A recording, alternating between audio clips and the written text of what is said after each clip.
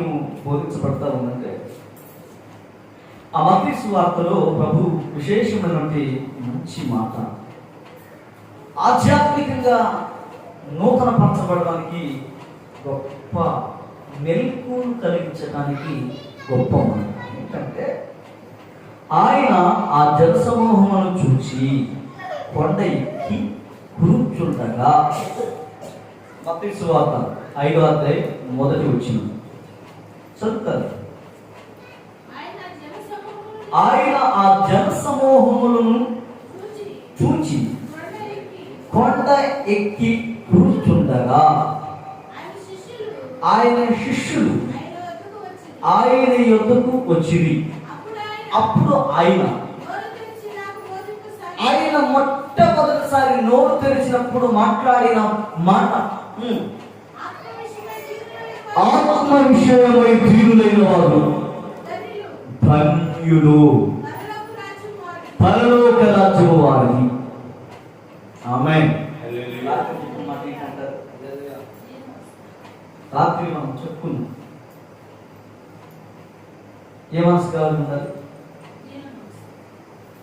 దేని విషయంలో దీన మనసు కలిగి ఉండాలో ఈ పగటికాల వేళలో మీకు కొన్ని మాటలు అందించాలని ఆశపడతారు. ఆ మాట కూడా చదువు, రాత్రి చదివింది కూడా పేతురు పత్రిక 5వ అధ్యాయం 5వ వచనం ఉంటుంది. పేతురు రాసిన పత్రిక 5వ అధ్యాయం 5వ వచనం.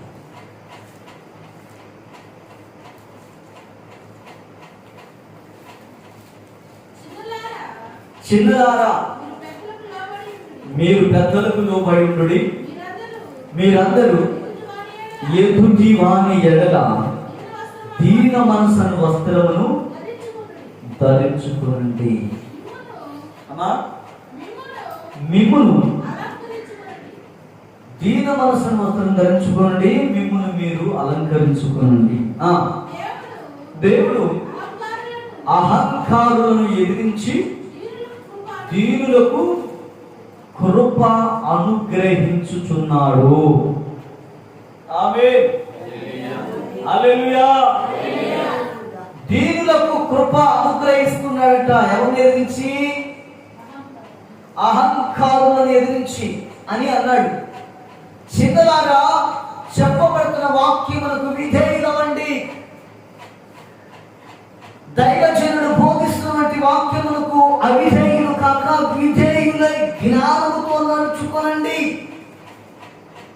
అని అర్థం. పెద్దలకు లోబడండి అంటే అదే అర్థం. వాక్యానికి లోబడండి. వాక్యానికి లోబడిన వాడు పెద్దలకి కాదు, ఎవరికైనా లోబడ్డాడు. ఆమేన్.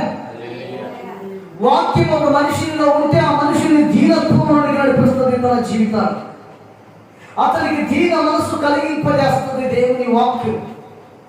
దేవుని వాక్యం ఒక మనిషిని దీనత్వం, దీన మనసు కలిగిస్తుంది.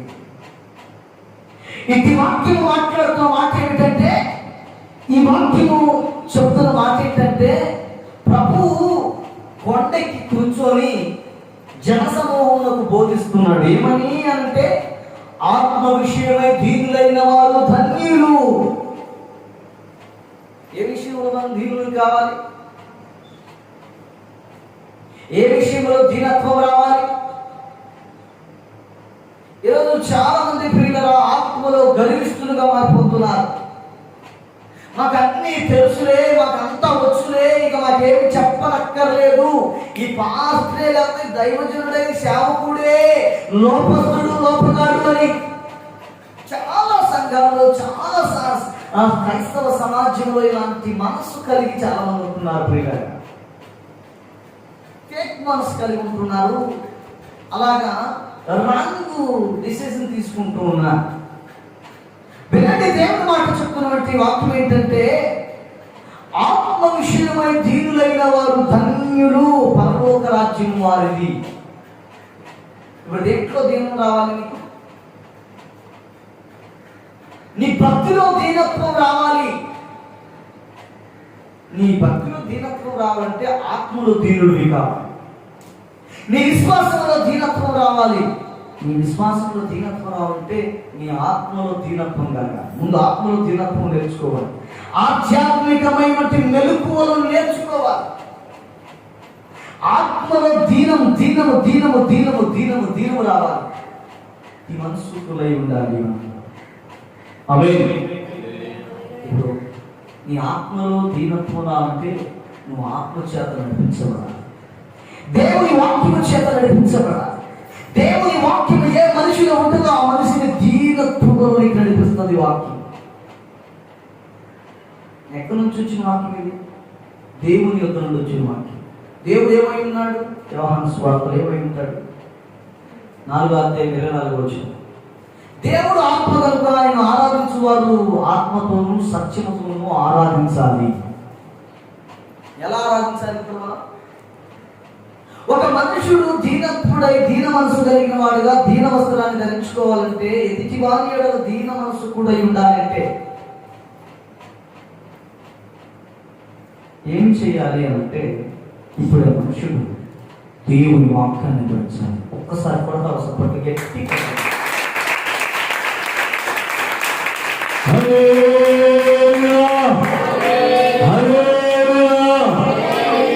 దీన మనసుకుడై ఉండాలి. ఏ విషయంలో దీన మనసుకుడుగా ఉండాలి అంటే, ఆత్మ విషయంలో దీనుడు అయి ఉంటేనే ఇక శరీర కోరికలు, ఏచలు, శరీర మాటలు, శరీర సంబంధం తలపులన్నిటి మీద చేయటం. నీకు ఎప్పుడైతే ఆటోమేటిక్గా దీనత్వం కలుగుతుందో, నువ్వు దీనుడుగా తగ్గించుకుంటావో, ఎప్పుడైతే దీనత్వంలోకి వచ్చేస్తావో, నేను చూసిన వారల్లా దీనుడు అంటే. ఆమేన్. ఏమంటారు చెప్పండి?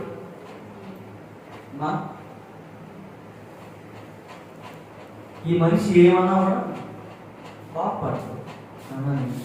ఎంత దీనులో తగ్గించుకుంటాడు. ఏమన్నా కృషించుకోపోతాడు. ఏమన్నా పట్టించుకోడు. ఏమన్నా ఫీల్ అయిపోడు. దేని ఫీల్ కాడు. ఆలోచిస్తాడు. ఆలోచించే విధంగా ఉంటాడు. ఆలోచన చేసి దాని ప్రకారం నడుచుకుంటాడు. ఇతడు చాలా దీనుడు. ఈరోజు దీనత్వం నేర్చుకోవాలి. సంఘము దీనత్వం చేత నడిపించబడాలి. అంటే దీనత్వంలో నడిపించబడాలంటే, దీనత్వం ధరించుకోవాలంటే, దీన మనసుని వస్త్రం ధరించుకోవాలంటే ఆత్మలో దీనుడే. ప్రస్తుతం దేవుడు చెప్పిన మాట్లాడమంటే కూర్చొని నోరు తెరిచేలా మాట్లాడుతున్నాడు. ఏమని?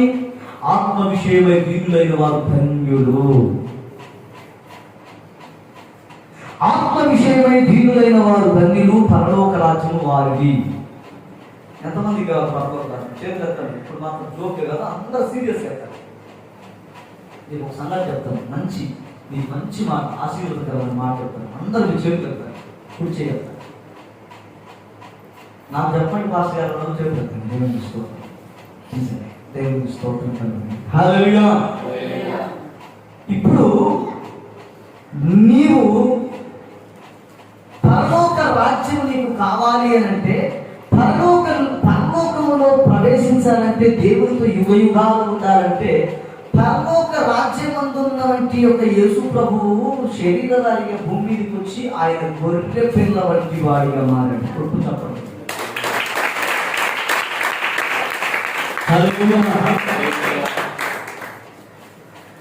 ఎలా ఉన్నాడు చెప్పండి? భూమి మీదకి వచ్చి అసలు యేసు ప్రభు పేరేంటి చెప్పండి? చాలా పేర్లు ఉన్నాయి. యేసు ప్రభు పేరు, దేవుడి పేర్లు చాలా ఉన్నాయి. ఏమేమి పేర్లు ఉన్నాయి? ఆయన మహోన్నతుడు, నిత్యుడు తండ్రి, సమాధానకర్త, సమాధాన అధిపతి అని ఉన్నది. ఇంకోటి ఆయన దహించు అగ్ని అయి ఉన్నాడని. ఎవరు? దేవుడు దహించు అగ్ని. ఆయన సింహం అంట, యూదా గోత్రపు సింహం. ఆయనగా భూమి మీదకి దిగి వస్తే అగ్నికి మైలు కరిగినట్లుగా భూమి కరిగిపోతారు. అంత ప్రచండమైనటువంటి యొక్క ఒక బలాచుడ. ఆయన బలమైనటువంటి యొక్క షైన్, ఒక బలమైన మహిమ గలవాడు. మనిషి ఎవరు చూడలేడు. మనుషులు చూసి చచ్చిపోతారు అంతే. నా మాట వింటున్నారా? దేవుణ్ణి చూడపరచాడు ఎవరు? భక్తుడైన ప్రవక్త అయినా చెప్పాలి. ఏంటో రాదా తెలియదా లేదా? దేవుణ్ణి చూడాలనుకున్నాడు. అయ్యా నీ మొహం చూస్తే చాలయ్యా, నాకు అదే చాలనుకున్నాడు. ఎవరు? మోషే. నా ముఖం చూడలేవు కానీ నేను కొండ మీదకి నేను పర్వతం దాటి వెళ్ళిపోతున్నప్పుడు ఆ పంట సందులో ఉండి చూడండి. ఏం చూడాలి? ముఖాన్ని కాదు, ఈ చూడండి. ఏ ప్రభా, నేను నీ భక్తుని కదా, నేను నీతిమంతుని కదా, నీ పరిశుద్ధిని కదా, నేను నీ బిడ్డని కదా, నీకు ఇష్టని కదా, ఎన్నో కోపలు చూసినా ఆయన అంటున్న మాట ఏంటంటే, ఆయన ధరించిన మాట అంటే ఎన్నో చూడాలని ప్రయత్నం ఎంతో చేసినా ఆయన అంటున్న మాట ఒకటే, నువ్వు భక్తులు చూస్తే. ప్రభు అంటున్న మాట ఏంటంటే, నువ్వు చూస్తే నన్ను చూస్తే నువ్వు బ్రతకలేవు, చచ్చిపో కాదు. ఒక్కసారి అలా అలా అలా అలా ప్రత్యక్షమయ్యాడు. ఎవరికి? ఎలుగులో ప్రత్యక్షమయ్యాడు. ఎవరికి? ఎవరు ప్రత్యక్షమయ్యాడు? ఎలుగులో కండుపోయింది. చెప్తున్నాను. ఒక్కసారి దమస్కు పట్టణ మందు అరణ్యంలో ప్రత్యక్షమైన మార్గం ఎవరికి? సౌలు. కండుపోయింది. చూపు పడు జస్ట్ అట్లా చిన్న పార్టీ ఎలుగులో వచ్చి మాట్లాడాడు. అంతగా చిన్న పార్టీ వెలుగులో కండుపోయే ఆ వెలుగును చూడలేక కలుపోయి. అంటే ఒక మనుషుని కలుపోయాయంటే సూర్యుని చూస్తాం కదా, చూస్తామా చూడమా? సూర్యుని చూస్తామా? కలుపోయాను ఇలా ఒక 5-10 నిమిషాలు చూస్తాం ఇలాగా చూస్తామా కదా? కలుపోయాను. మాకు సూర్యుని చూసే కలుపోయినా చేతులు కడతాయి. అంటే సూర్యుని చూడలేమా? చూస్తాం, కానీ ఎంతసేపు చూస్తాం? 5-10 నిమిషాలు చూస్తాం, అంతకంటే ఎక్కువ చూడలేము. సూర్యుని కూడా 5-10 నిమిషాలు కూడా చూస్తాం అంటాం. నాకు చూడలేము. అట్లా చూసే కళ్ళు పైగలే ఉంటుంది, కానీ కళ్ళు పాత్ర నిజానికి పోవు. అంటే ఎవరు పోతాడు మనిషి చీకట్లు కలిగినట్లుగా అనిపిస్తుంది. ఏం కాదు.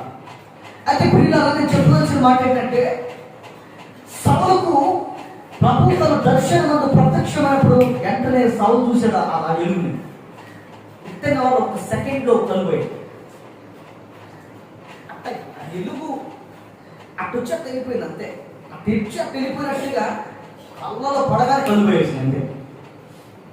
చీకటి కమ్మింది మొత్తం. అట్టొచ్చట పోయినట్టుగా కనపడింది అతనికి.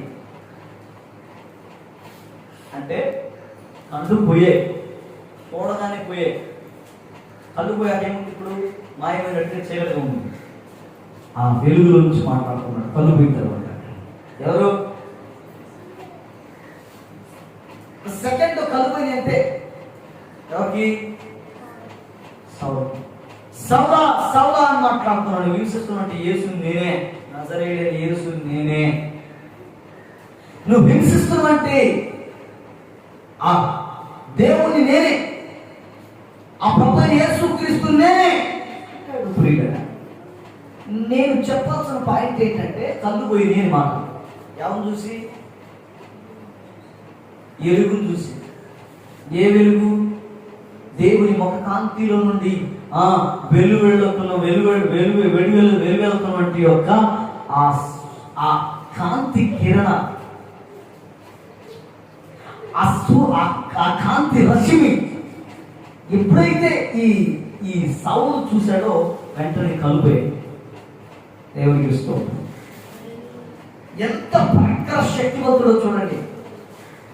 ఎంత ఆయన యొక్క తేజోమయము ఎంత బ్రహ్మాండమైనదో చూడండి. మనుషుడు ఎప్పుడు దేని చూడలేని, చూస్తే ఒక సెకండ్లో పోతాయి కళ్ళంతే. మహిమతో సత్వలిల్లుతున్నటువంటి దేవుడు, మహిమ చేత నింపబడినటువంటి దేవుడు. ఇలాంటి దేవుడు,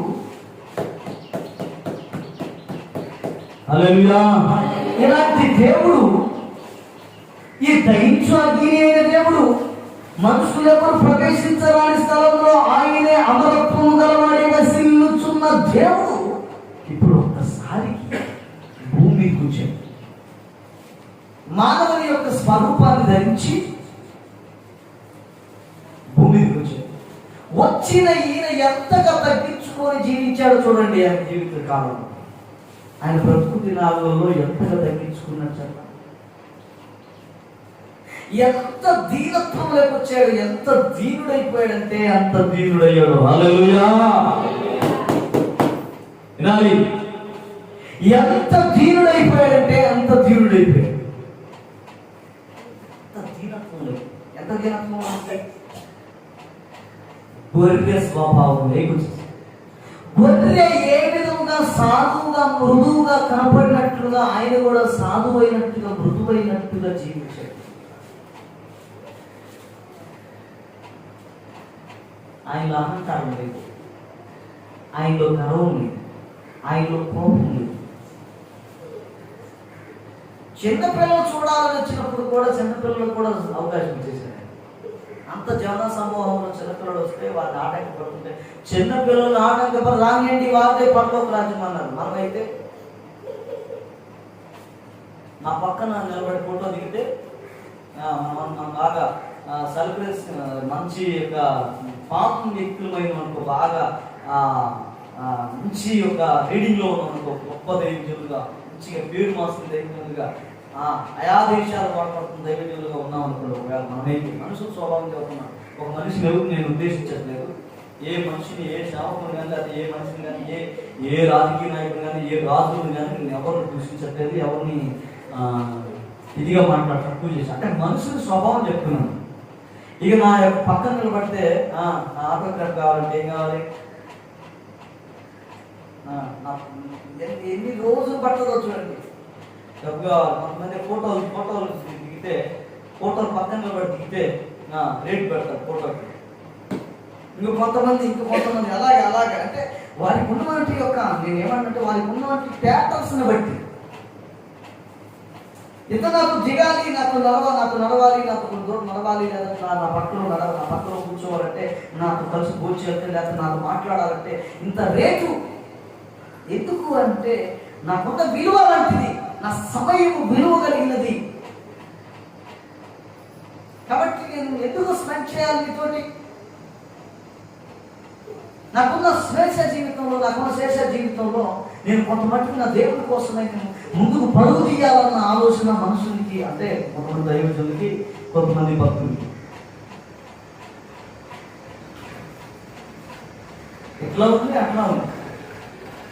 గర్వించే ఒకరు ఉన్నారు, దేవుడి కోసం పనిచేయాలి, దేవుడి కోసమే ఖర్చు పెట్టాలి, దేవుడి కోసమే జీవించాలి. ఎట్లా ఉన్నారు అట్లా ఉన్నారు. అమ్మాయి ప్రియులారా, ఇప్పుడు నేను చెప్పదలిచిన మాట ఏంటంటే, ఈయన చిన్న పిల్లలకు కూడా అవకాశం ఇచ్చాడండి. ఇది నా మాట. ఒక మనిషిని దూషించాలని, ఒక మనిషిని అవమానపరచాలని మాట్లాడతాడు కానీ, ఒక వ్యక్తిని ప్యాకెట్ చేసుకుని మాట్లాడతాడు కానీ, ఇప్పుడు దేవుని యొక్క ఆయన అమరత్వము కలిగిన వాడుగా దేవుని సన్నిధిలో ఆయన కుడిపార్శ్వమందు సింహాసన ఆసీనుడై స్వచ్ఛీలుతున్న దేవుడు శరీరం దాచుకుని భూమి కూర్చుని తండ్రి కుడిపార్శ్వమున అద్వితీయ కుమారుడు భూమి మీదకి శరీరం ధరించుకొని వచ్చి దాసుడుగా మారిపోయాడు. తగ్గించుకుని దీనుడుగా మారి దీనత్వం. ఎంత దీనత్వం అంటే అందరికీ అందుబాటులోకి వచ్చేసాడు. అందరికి అందుబాటులో. మార్కెట్లో ఏదన్నా బాగా విలువ కలిగిన వస్తువు ఏదన్నా పెట్టామనుకోండి, దానికి విలువ ఉంటుందా? మార్కెట్లో ఎక్కడో ఏమంటారు, కొన్ని షాపింగ్ మాల్స్ ఉంటాయి, కొన్ని పెద్ద షాపింగ్ మాల్స్. వాటిలో ఉండాల్సిన ఇప్పుడు వజ్రాన్ని ఒక విషయం చెప్తాను. వజ్రం తీసుకొచ్చి మార్కెట్లో కుప్పలు పోసి ఎక్కడ చెప్పండి. బంగారం తీసుకొచ్చి కుప్పలు పోసి ఎక్కడ? చాలా మంది చూడండి, టీషర్ట్ ప్యాంట్లు కొంతమంది అమ్ముతూ ఉంటారు కుప్పలు పోసి, అవి కూడా షాపులే. కొంతమంది కార్లు వచ్చేసి అమ్ముతూ ఉంటారు ఇట్లాంటి కద్దర బట్టలు, లెనిన్ షర్ట్లు, అవి షాప్లే. కానీ వాటికి తక్కువ రేటు, షాప్లో ఉన్నట్టు ఎక్కువ రేటు. ఎందుకని చెప్పాలి?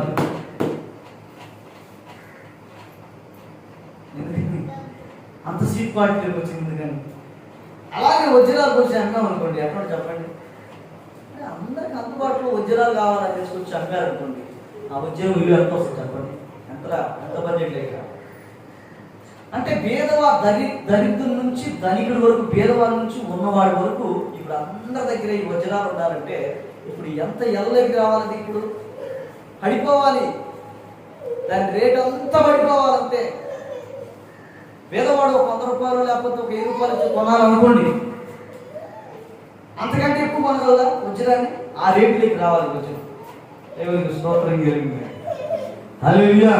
అందరి ఇంట్లో వజ్రాలు ఉండాలి, అందరి జీవితాల్లో వజ్రాలు ఉండాలి, అందరూ వజ్రాలను చూసుకొని ఆనందించాలి, సంతోషించాలి అంటే ఇప్పుడు వజ్రం ఒక జీవితంలో ఉండాలంటే, ఒకటి సంపాదించుకోవాలంటే ఇప్పుడు పేదవానికి ఇప్పుడు అనుకూలంలోకి రావాలి.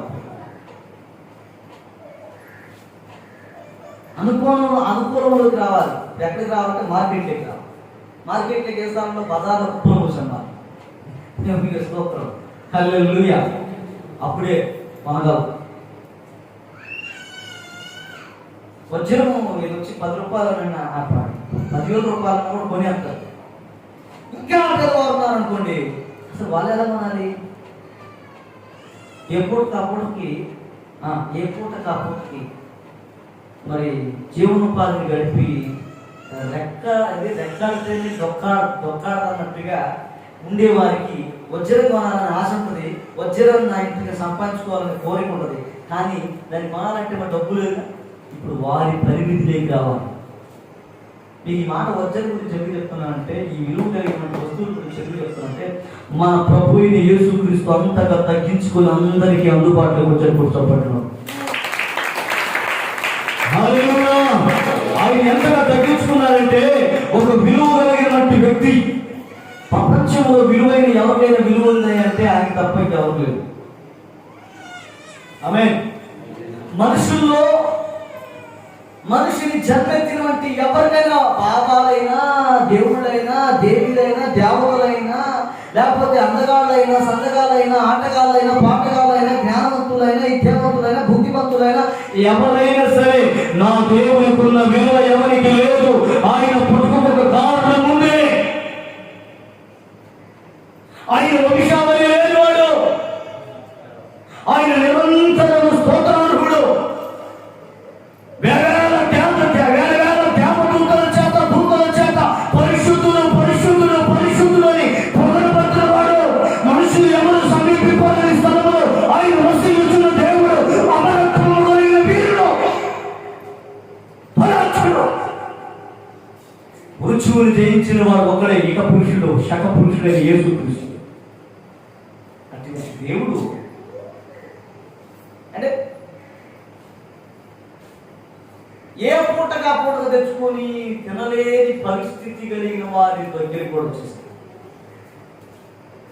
వారిని కూడా ప్రేమిస్తున్నాడు. పేదల దగ్గరికి వెళ్ళి కూర్చొని ఆనందిస్తున్నాడు. ప్రియులారా, విన్నారా ఎప్పుడన్నా ఈ మాట వాక్యం? చదివారా ఎప్పుడైనా?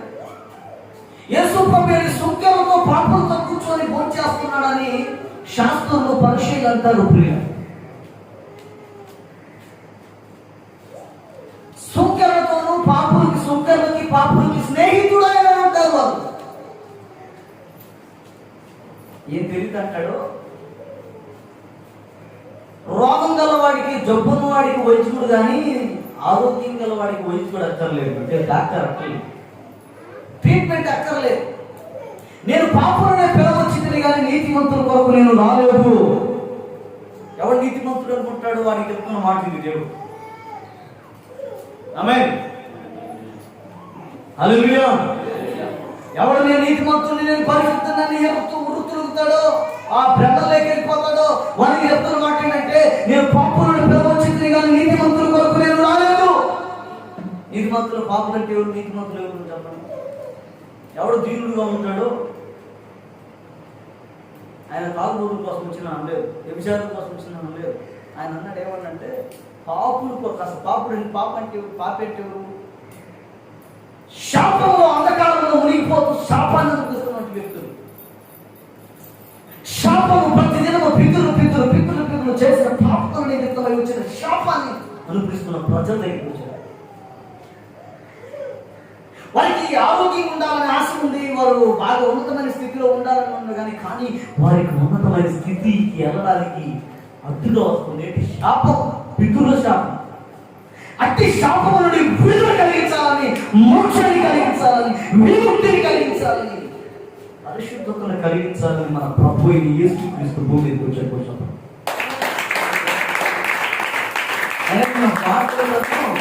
యేసు ప్రభు ఎంత తగ్గించుకుంటే సృష్టికర్త అయిన దేవుడికే అన్ని నామములు కన్నా పై నామము గల దేవుడు భూమిని ఆకాశాన్ని సమస్తమును సృష్టించి వాటి యందు ఆయన దృష్టి లేకుండా, ఆయన ఇష్టం లేకుండా, ఆయన చిత్తం లేకుండా ఏది కలగలేదు. రమ్మంతయు కూడా ఏది ఆయన చిత్తం లేకుండా కలగలిగినట్టు భూమిని ఆయన ద్వారా నిర్మిస్తే, ఆయన ద్వారా సమస్తమును కలిగితే, నిర్మింపబడితే, మరి ఆయన మరి అన్నిటికంటే పైన ఉన్నతమైన ఉన్నత లోకములకు అధిపతి అయిన ఆ దేవుడు మనుషునిగా రిక్తునిగా వచ్చి తగ్గించుకునే కానీ అంత అవసరమైతే ఇక దేవుని యొక్క రక్తంతో కొనబడిన నీవు ఇక నీకెంత అవసరం? పురుషుని ప్రమేయంగా అక్కడ పుట్టిన వాడికి ఇంత తగ్గింపు అవసరమైతే పురుషుని ప్రమేయంతో పుట్టిన వాడికి ఇంకెంత తగ్గింపు కావాలి? మాట వింటున్నారా? అర్థమైంది మీకు ఆ మాట? పురుషుని ప్రమేయం లేకుండా పరిశుద్ధాత్మ ద్వారా జన్మించిన వారికి ఇంత తగ్గింపు ఉంటే, ఇంత తగ్గింపు అవసరమైతే, ఇంత దీనుడైతే, ఇంత గొర్రెపిల్ల వలె గొర్రెపిల్ల స్వభావం కలిగిన వాడిగా ఉండాల్సిన అవసరం వస్తే ఇప్పుడు నువ్వెంతగా మారాలి? ఆయన గొర్రె అయితే నువ్వు గొర్రెపిల్ల, అసలు ఆయనే గొర్రెపిల్ల అయితే ఇంక నువ్వు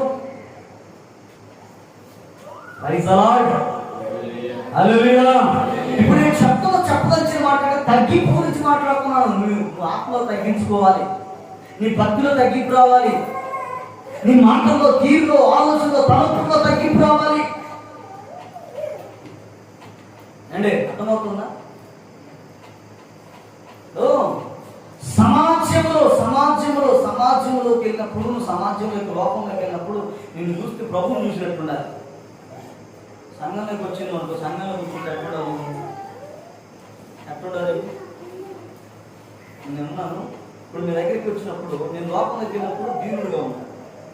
నేను సమాజంలోకి వెళ్ళిపోయాను కాబట్టి లోకంలో ఉన్న లోక ప్రజలంతా నన్ను చూస్తూ ఉంటారు, గమనిస్తూ ఉంటారు. ప్రియుడా, అజేయుడా, ఆనంద కిరణమా, పూజుడా, పరిపూర్ణుడా, ఆనంద నిలయమా, జీవుడా. నా ఒక్కడికి వచ్చినట్టుగా మీరు ఆనందంగా ఉన్నారు. దీనుడా, అజేయుడా, ఆనంద పూజుడా, పరిపూర్ణుడా, ఆనంద నిలయమా, జీవదాతవు నీవని స్తుతించి పాడనా, జీవదాతవు నీవని కానుకై పూజించనా, అక్షయ దీపము నీవే, నా రక్షణ శృంగము నీవే, స్వరాజ్యం చేసేద నీకే, నా పూలర్పించద నీకే. దీనుడా, అజేయుడా, ఆనంద కిరణమా, పూజుడా, పరిపూర్ణుడా, ఆనంద నిలయమా, సంపత్తి లేని సుడిగుండాలే ఆవరించగా, గమనము లేని పోరాటాలే తరుముచుండగా,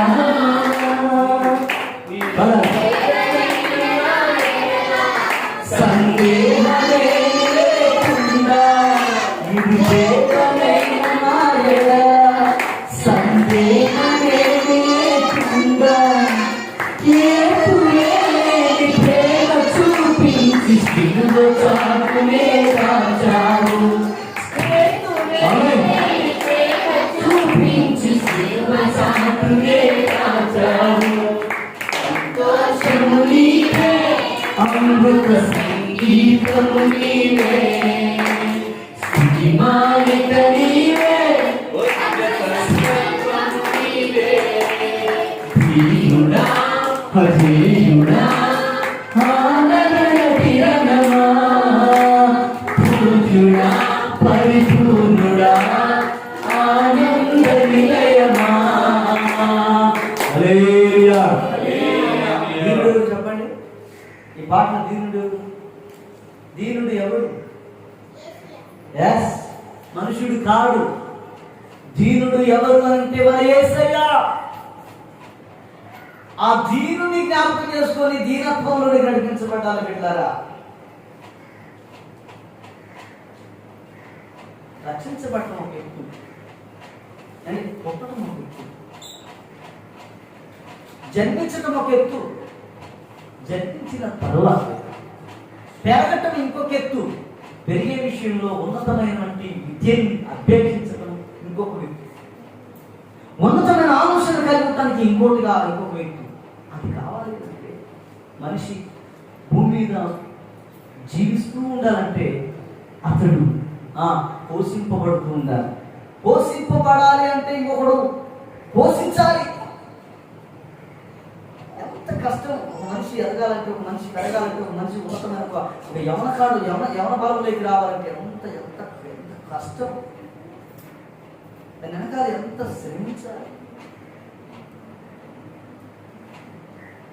పిల్లల కోసం కష్టపడుతున్నారు కదా, అయ్యా మా బిడ్డ కోసం నేను కష్టపడుతున్నాను, మా కుమారు కోసం నేను కష్టపడుతున్నాను, చేతులు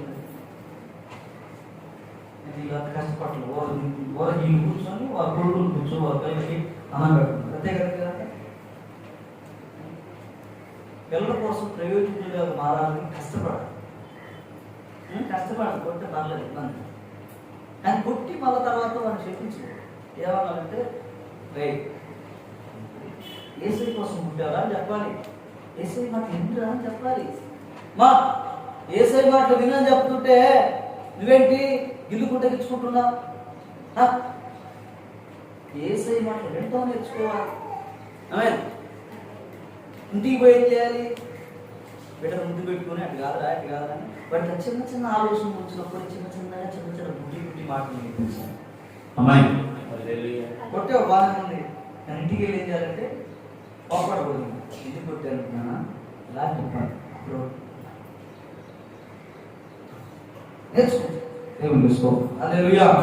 కాబట్టి మనము మంచి పని చేస్తున్నాం. ఆ పని చేసినప్పుడు ఆ పిల్లలకి ప్రయోజనకరంగా చేయాలి. ఏ పని చేసి నువ్వు దెబ్బకొట్టు, మాడబెట్టు, డబ్బులు ఏదైంది ఆ బిడ్డను పెంచేటప్పుడు నువ్వు ఆ బిడ్డ విషయంలో చింత కలిగి ఆలోచన కలిగి ఆ బిడ్డను శిక్షించాలి. ఆలోచన కలిగి ఆ బిడ్డకి ఒక మంచి బిల్లు రావాలి. నా సలహా ఎవరిని తీసుకొచ్చి మాట్లాడటానికి కాదు, నా సలహా. కాబట్టి ప్రియులారా, ఇప్పుడు మనం ఎక్కడో ఉన్నాం చెప్పండి. మా ప్రయాణం ఎక్కడో వరకు వచ్చాగింది, మన నావ ఎక్కడో వరకు వచ్చాగిందమ్మా అని నడిపిస్తాను. నాది సముద్రంలోకి వచ్చాగి చెప్పండి, ఎక్కడ సబ్జెక్ట్ ఎక్కడ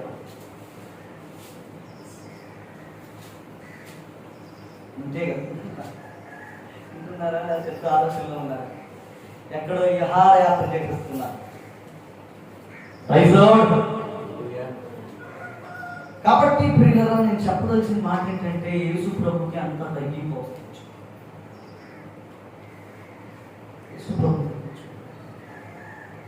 పాపులకి స్నేహితుడు అంటే పాపులకు స్నేహితుడు కదరా నాయన, నేను వారిని రక్షించడానికి వచ్చాను. ఆరోగ్యం గలవానికి వైద్యుడు అక్కర్లేదు, రోగ పీడితుడికి వైద్యుడు కావాలి. పాపుల దగ్గర వచ్చింది కానీ నీతిమంతుల కోసం రాలేదు. నేను దేవునికి స్తోత్రం. మన ప్రభుకి అంత అవసరమైంది కదా తగ్గింపు జీవితం. అమరత్వం కలిగినటువంటి వాడు, మరలోకాల్లో నివసిస్తున్నటువంటి వాడు, పరిశుద్ధుడైన దేవుడు, నీతిమంతుడైన దేవుడు. అటువంటి మహాత్ముడికి తగ్గిపోవడం అంటే ఎంత తగ్గింపు కావాలి? ఒక్కసారి రావాలి.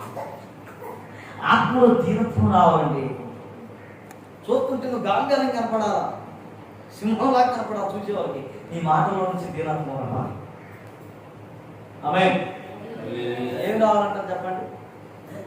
మాటలో దీనత్వం రావాలి. మనిషిని చూస్తేనేమో ఎట్లుండాలి? సింహంలాగా కలిసేవాళ్ళగా ఉండాలా. నువ్వు చూస్తే ఇక మనం అన్న భయం. కానీ మా అర్థం చూస్తే మనిషి బాడీ లాంగ్వేజ్కి మాటకి చాలా చాలా డిఫరెంట్గా ఉంది అన్న సార్. ఇంత మృదువైన మాటలు ఎక్కడి నుంచి వచ్చాయి సార్ నీకు? ఇంత మృదువుగా ఎట్లున్నావు సార్?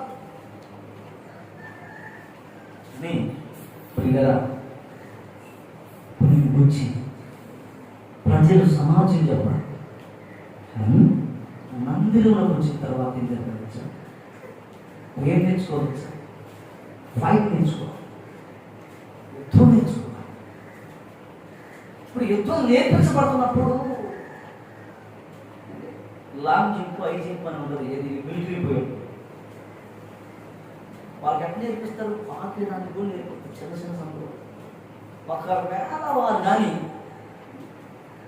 ఒకవేళ వారు కానీ ఏంది నువ్వు అని వాళ్ళ మీద నిలబడ్డారు, శిక్షించేవాళ్ళు కానీ నేర్పించేవాళ్ళు. అతను ఫిర్యాదు చేశారు, ఇతను పనికిరాడు, దీనికి అర్హుడుగా